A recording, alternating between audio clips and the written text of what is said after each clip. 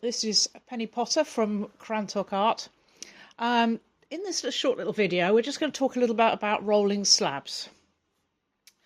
So a lot of people seem to have problems with getting slabs that either twist and distort, or they can't get them even, or they're worried about moving them around. So let's have a look at this little lump.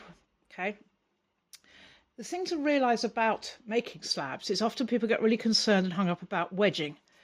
To be honest, if you're doing any of the hand building techniques, whether it's pinch potting, coiling, or making a slab, you don't need to worry too much about wedging. What we're going to do here then is roll this. In order to get it to the right thickness, I've actually got some guide sticks. Now these I've purchased from our local hardware store. These ones are 5mm in thickness. Various different thicknesses are available, but I would recommend that, I think this is probably about 3/8 of an inch, and I would recommend not going any thinner than that if you're working with stoneware clay or earthenware clay, because they don't like to go too thin. And this, by using 2 guide sticks, we can get it nice and even. I've also got a nice sturdy rolling pin here. Depending upon what you're making, depends upon what size you'll need. If you're making little things like jewellery or Christmas decorations, don't go for too big a pin, and also don't get hung up on rolling out a large slab of clay. This little one will do just fine for this demonstration. So what I'm going to do is I'm going to start rolling it, and you'll find that depending upon how dry your clay is, it might start to stick to the rolling pin, it might start to stick to the board. If that happens, put a cloth over the top of it. It doesn't have to be a particular type of cloth, it could be a tea towel or whatever, but any cloth will do. And when we lift it carefully. I'm sorry, we're being nobly assisted here by Mr. Tiggs. So I'm going to turn it over because, as you can see, it's smoother on one side than the other, and you can see straight away how it started to let off some of its moisture into the board.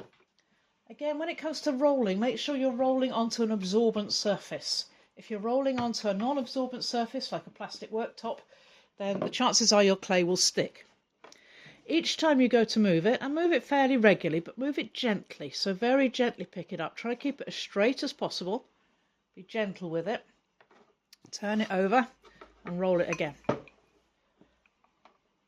And you will find that as you roll, almost certainly you'll end up with some ripples on it. If you find you haven't turned it for a while and you just seem to be getting ripples, it's important to turn it at that point, because otherwise all you're doing is just moving the surface around, a bit like the surface of the sea. Right, I'm now going to turn this around sideways for a bit. Now at this point my guide sticks are probably, just about, my rolling pin will just about fit, which is good. So again, rather like rolling pastry, nobody seems to do that these days, but if you did, you'd know that you move your pastry around regularly to roll it from all different directions, and that makes it stronger.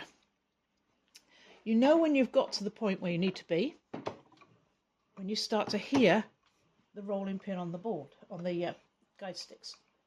Now, although you might think, well, that must be there, I can't hear the rolling pin at the moment, so I'm pretty sure I'm not done. So let's very carefully lift it up and turn it over again. Let's do it again.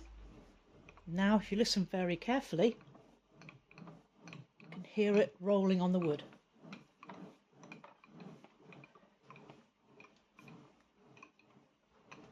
And that way I know that clay is even. And if I now take a knife and cut it, I should be able to very gently lift it, and you'll see it's nice and even all the way from one end to the other. And that's now perfect for building something with. If you want to make tiles or plaques, again, a lot of people say they have trouble with the fact it keeps curling up. What I would recommend is when you do your last roll, when you get to that point where you're almost there and you do your last roll, don't move it again. So at that point you cut it into shapes, leave it to dry as it is, and it should hopefully not curl up if you've been very gentle with your handling as you're rolling out. So I hope that's been useful, and I'll catch up with you again very soon. Thank you. Bye.